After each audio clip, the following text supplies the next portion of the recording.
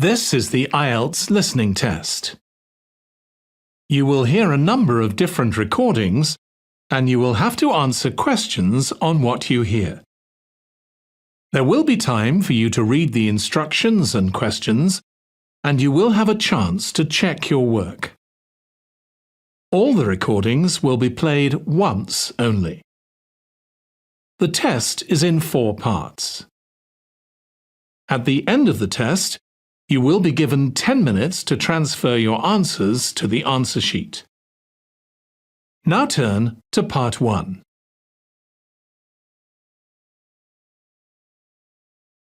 Part 1. You will hear a telephone conversation between 2 friends called Julie and Nick about cheap accommodation in the city of Darwin, Australia. First, you have some time to look at questions 1 to 6.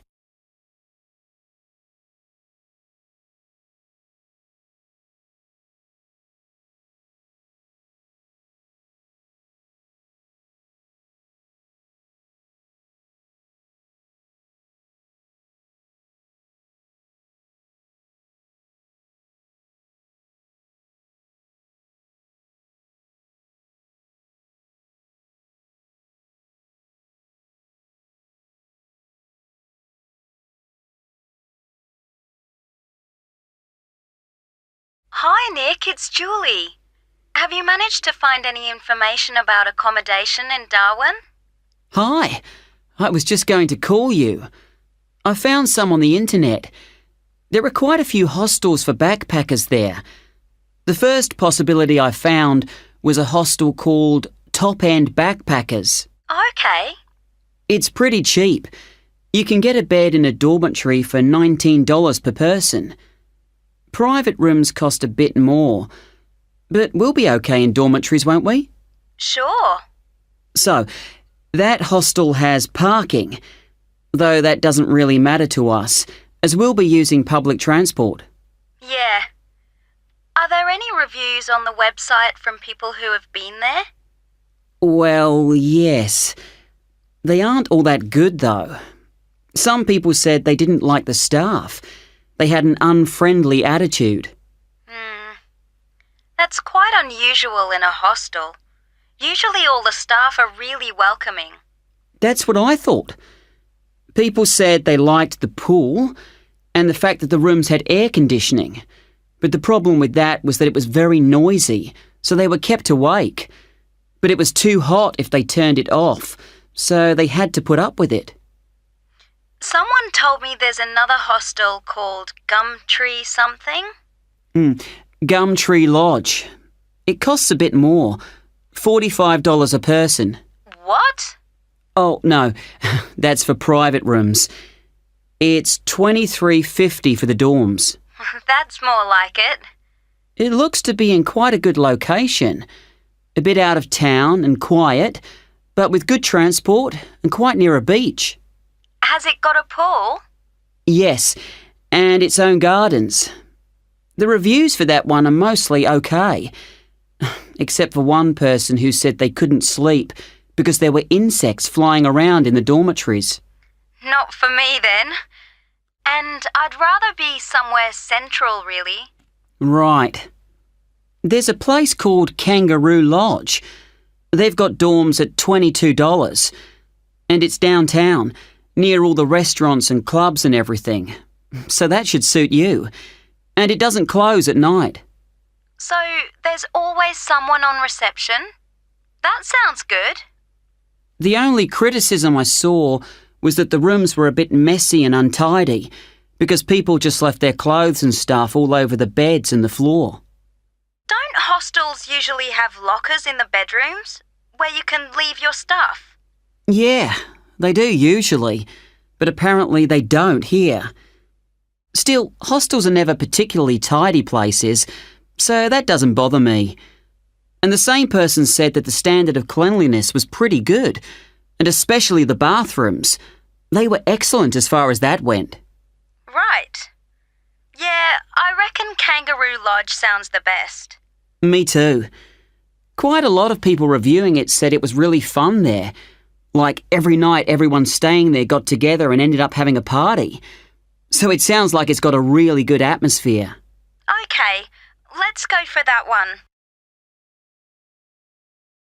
Before you hear the rest of the conversation, you will have some time to look at the questions 7 to 10.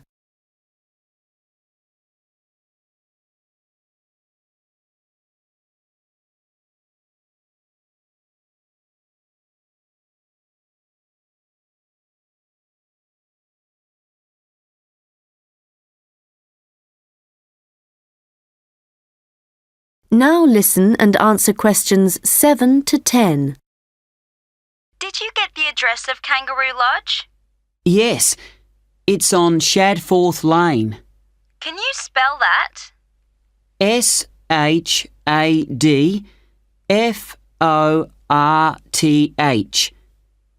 It's near the transit centre, where the intercity buses and the airport buses drop you off. Cool. I'm really looking forward to this. I've never stayed in a hostel before. Do they provide bed linen, sheets and things? Yeah. And you can usually either bring your own towel or hire one there. But they don't usually provide those for free. OK. And what happens about meals? Well, you don't have to pay extra for breakfast. It varies a lot in different places, but generally it's okay. And there's usually a cafe where you can buy a snack or a hot meal for lunch. But actually, if you're really travelling on the cheap, usually for every 5 or 6 rooms, there's a kitchen where you can knock up a snack. And that saves a lot of money. Great. Right, well, shall I go ahead and book that? That is the end of part 1. You now have 1 minute to check your answers to part 1.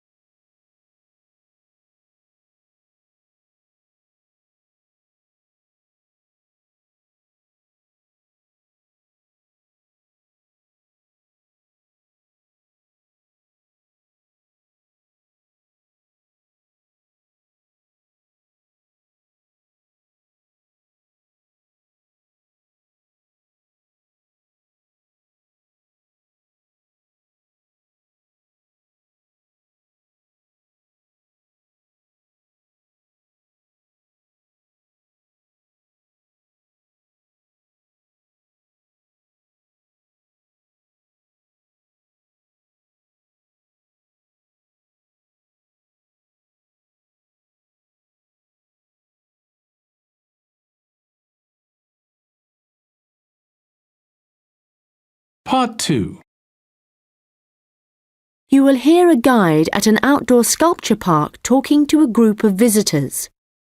First, you have some time to look at questions 11 to 16.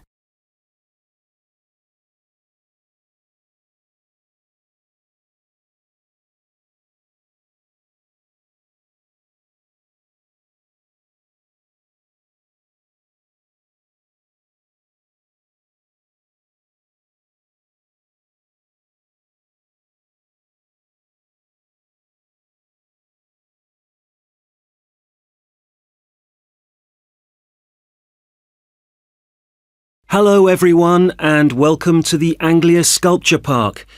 Right, well, the idea behind the sculpture park is that it's a place where works of art, such as large sculptures and carvings, can be displayed out of doors in a natural setting.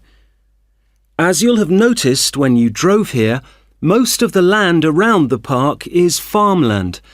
The park itself belonged to a family called the De Quinces, who had made a lot of money from manufacturing farm machinery and who also owned substantial stretches of forest land to the north of the park.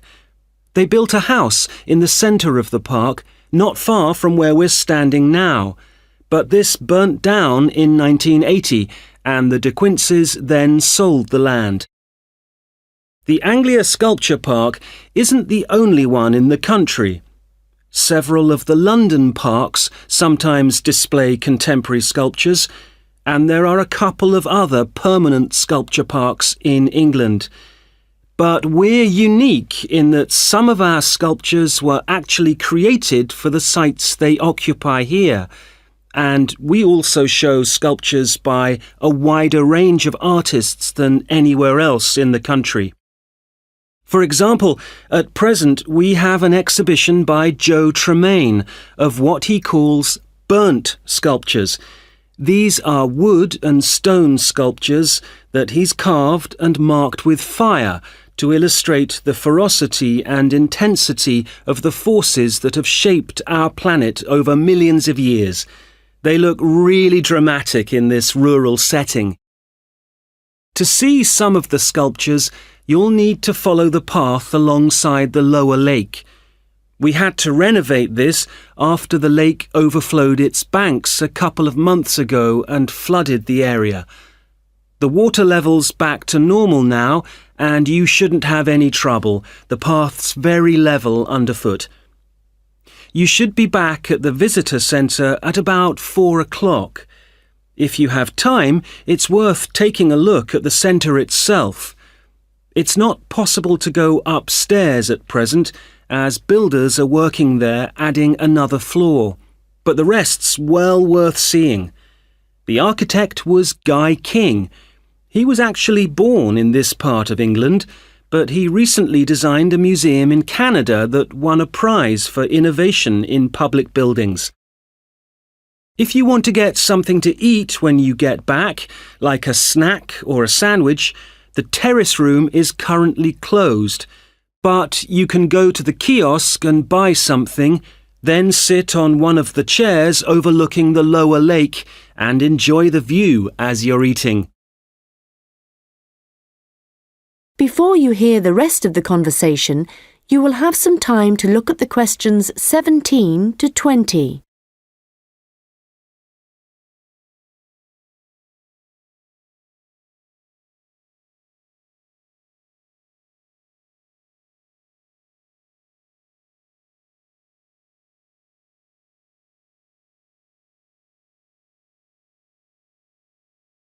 Now listen and answer questions 17 to 20.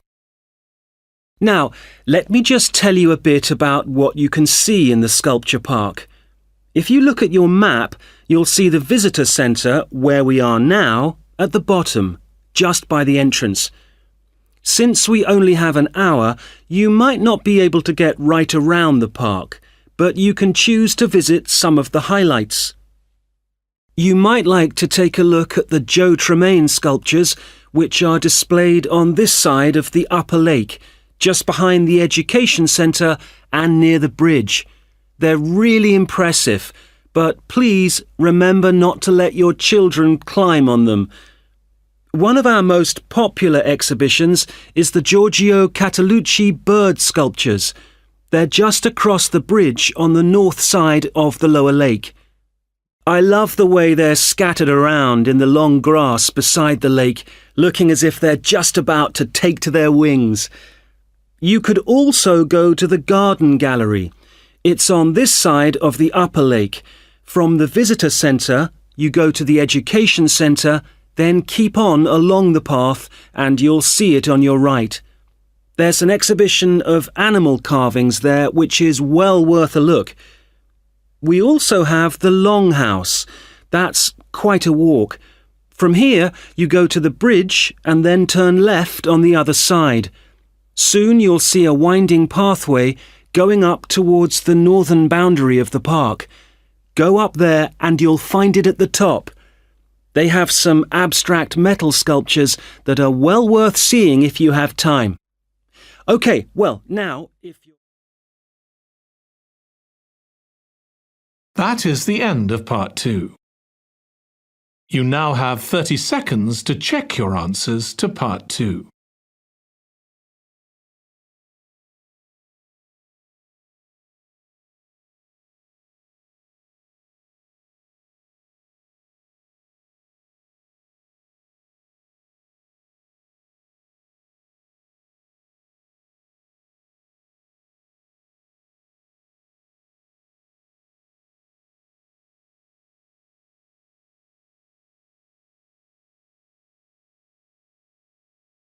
Part 3. You will hear a first-year marketing student called Leo talking to a second-year student called Anna about his marketing report. First, you have some time to look at questions 21 to 26.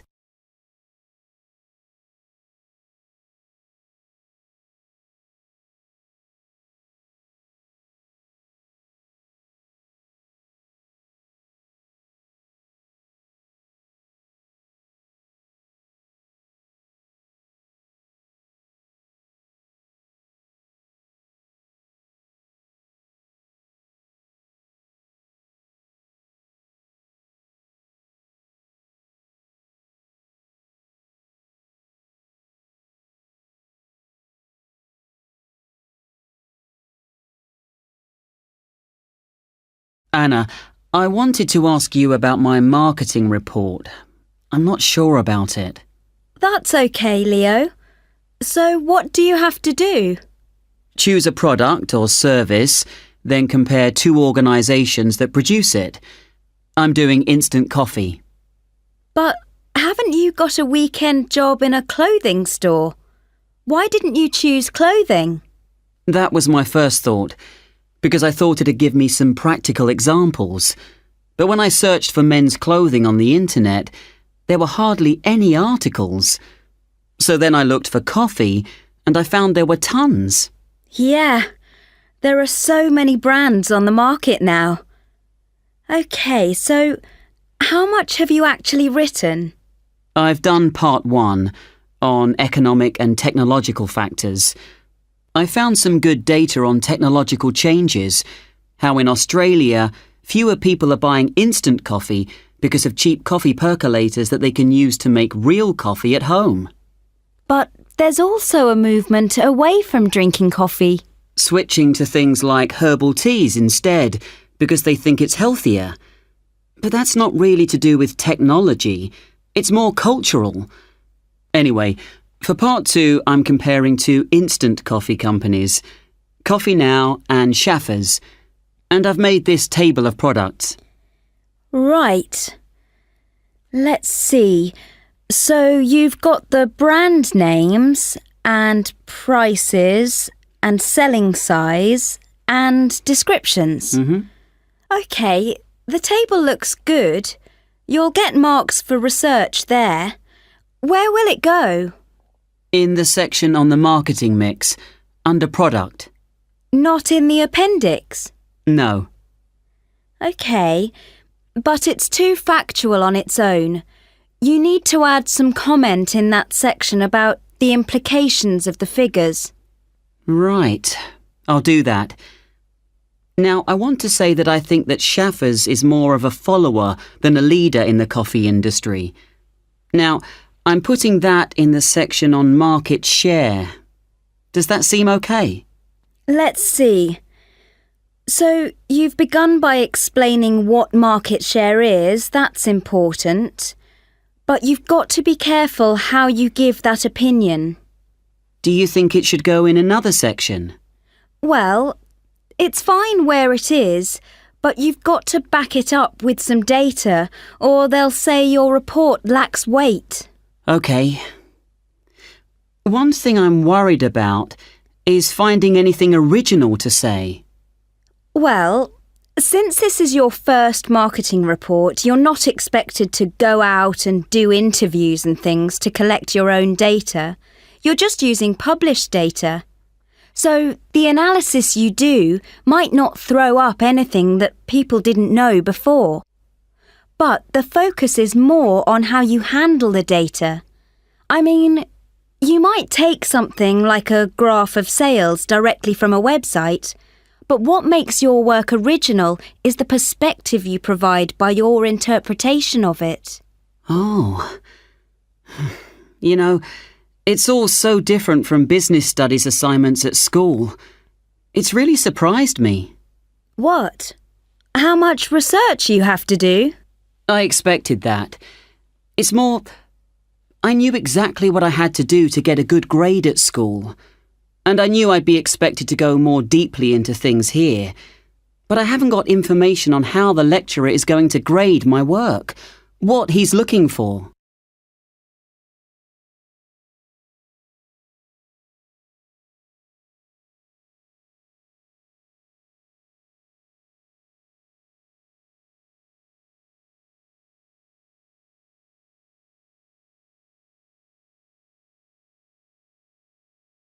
Now listen and answer questions 27 to 30. Well, one thing you have to remember is that in a marketing report, you've got to have what they call an executive summary at the beginning. I forgot that and I got marked down. Yeah, I've drafted it. I've got an overview. Have you got something about the background there? Yeah. Good. So, I've just made a summary of the main points. I wasn't sure whether or not I should have my aims there. No, that's too personal. The executive summary is just like what a manager would read to get a general idea of your report if he was in a hurry. Right. Then I'm okay for the first main part, all of the macro environment stuff. But it's when I get onto the problems section. I've listed all the problems that Coffee Now and Schaffers are facing. But then what? Well, you have to prioritise. So indicate the main problems, and then you analyse each one by connecting it with a theory. That's where your reading comes in. Okay. Have you done your implementation section yet? I've thought about it. So that's where I write about what could be done about the problems. Yes. And it's got to be practical, so don't forget to specify things like who would be involved, and the cost, and the order that things would be done in. Right. Well, that shouldn't take long. You'd be surprised. Actually, that's the bit that tends to get badly done because people run out of time. That and the conclusion. Oh, any hints for that? Well, it's got to draw out the main points from your report. So it's got to be quite general. You need to avoid introducing new stuff here. It's got to sum up what you've said earlier. Okay. Thanks, Anna. That's been a big help. That is the end of part 3. You now have 30 seconds to check your answers to part 3.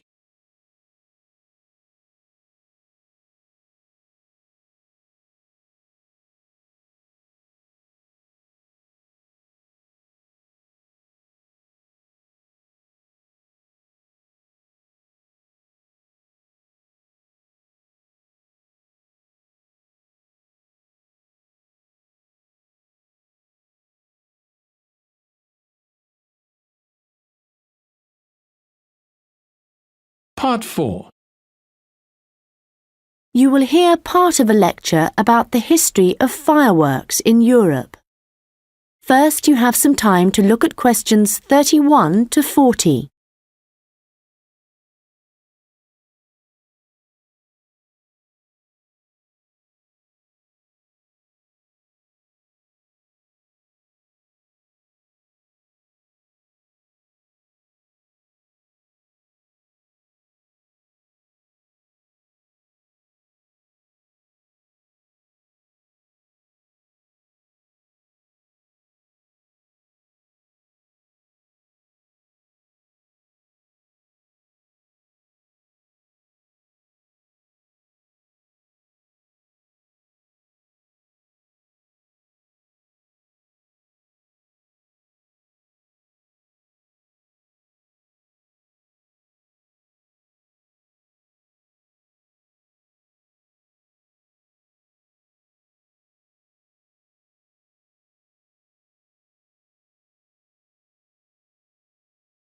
Now listen carefully and answer questions 31 to 40.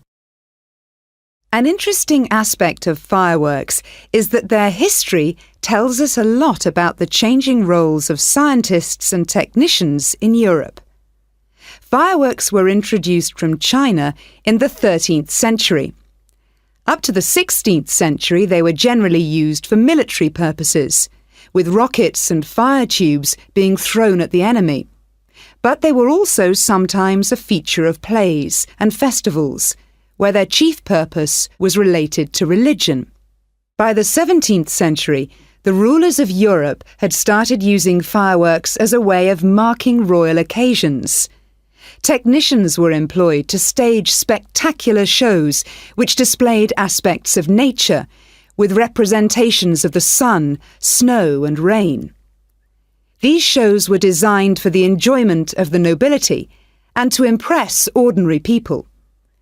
But fireworks also aroused the interest of scientists, who started to think of new uses for them.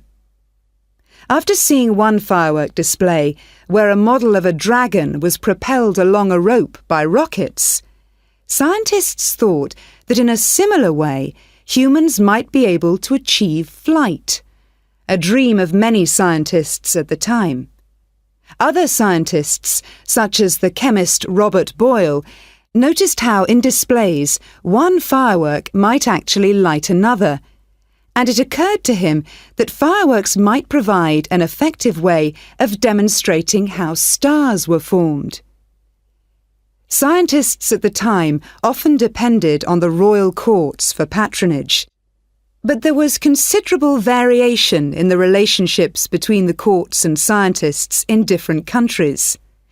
This was reflected in attitudes towards fireworks and the purposes for which they were used. In London, in the middle of the 17th century, there was general distrust of fireworks among scientists. However, later in the century, scientists and technicians started to look at the practical purposes for which fireworks might be employed, such as using rockets to help sailors establish their position at sea. It was a different story in Russia, where the St. Petersburg Academy of Science played a key role in creating fireworks displays for the court. Here, those in power regarded fireworks as being an important element in the education of the masses, and the displays often included a scientific message. Members of the Academy hoped that this might encourage the royal family to keep the Academy open, at a time when many in the government were considering closing it. In Paris, the situation was different again. The Paris Academy of Sciences played no role in staging fireworks displays. Instead, the task fell to members of the Royal Academy of Painting and Sculpture. As in Russia, the work of the technicians who created the fireworks was given little attention. Instead, the fireworks and the spectacle they created were all designed to encourage the public to believe in the supreme authority of the king.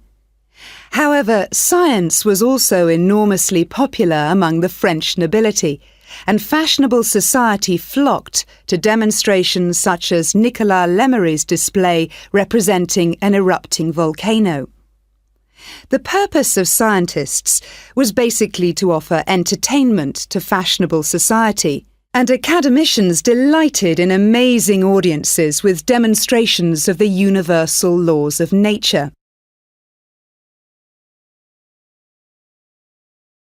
In the course of the 18th century, the circulation of skills and technical exchange led to further developments.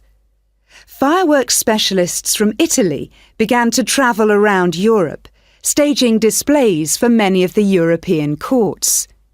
The architect and stage designer Giovanni Servandoni composed grand displays in Paris, featuring colourfully painted temples and triumphal arches. A fireworks display staged by Servandoni would be structured in the same way as an opera, and was even divided into separate acts. Italian fireworks specialists were also invited to perform in London, St. Petersburg, and Moscow. As these specialists circulated around Europe, they sought to exploit the appeal of fireworks for a wider audience, including the growing middle classes. As in the previous century, fireworks provided resources for demonstrating scientific laws and theories, as well as new discoveries. and displays now showed a fascinated public the curious phenomenon of electricity. By the mid-18th century, fireworks were being sold for private consumption. So the history of fireworks shows us the diverse relationships which existed between scientists, technicians, and the rest of society.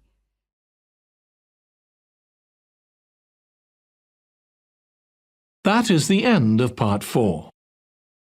You now have 1 minute to check your answers to Part 4.